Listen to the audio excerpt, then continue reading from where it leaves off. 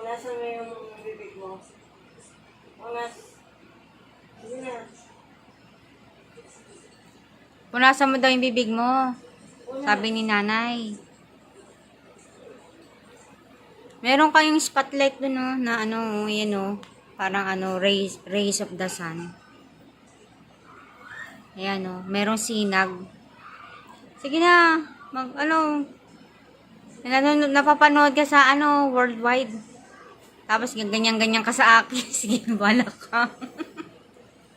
Nayati na.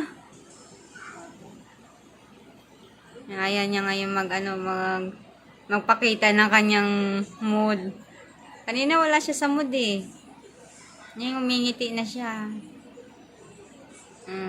Nay, anong ginagawa mo dyan? Iniisip mo. Iniisip niya yung loto. Yung tuhod mo masakit din. 500 yan na eh. O 1,000 na ngayon yan. Yung isa doon, no? Yung isa doon, nananahimik. Pero kanina, galit na galit yan. Kaya nagagalit to. Ano ba?